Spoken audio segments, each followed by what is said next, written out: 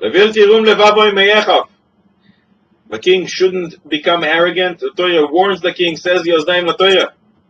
The king hears all kinds of compliments and praises all day long from his brothers.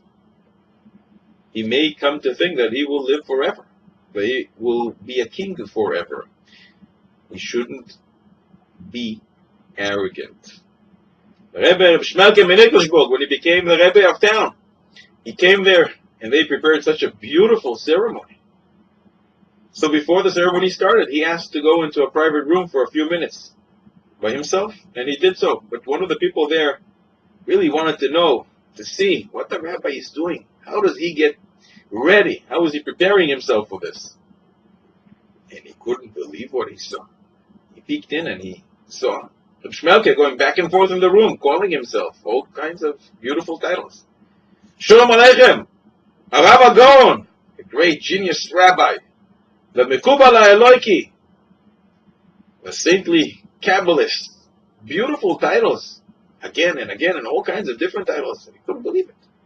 And after a few minutes, when Reb Shmelke left the room, so that person who saw what Reb Shmelke was doing went over and said, what exactly was the Rav doing? And Reb Shmelke told him, you prepared such a beautiful ceremony, and I know you're going to call me all kinds of titles that have nothing to do with me.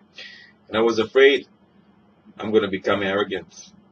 I'm going to become a Baal Gaiva. So now I was training my ears to hear this, because I know it's vain, I know it's nonsense. Even though when you hear it for the first time, it feels kind of nice. So I'm training my ears to hear these nonsense titles, so I won't be impressed when I hear it from you guys. That is what the Tana says in Pirkei Avos, Yehi kvod chavercha chavib alecha kishelcha. That the honor and respect that you have for your friends be dear as yours, but some explain. Just like when you say all kinds of titles to yourself, about yourself, and you know it's nothing, so too when your friends give you all kinds of titles, you shouldn't be impressed. The Ger Rebbe said, the Torah commands the king, Levil tirum levavo meyechav. The king shouldn't become haughty.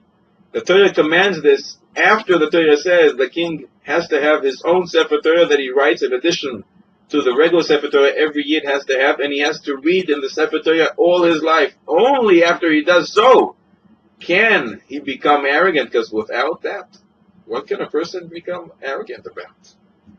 A Yid once came into the Lev Simcha, the Ger Rebbe, and he came with a kvittel. What did he write on that note?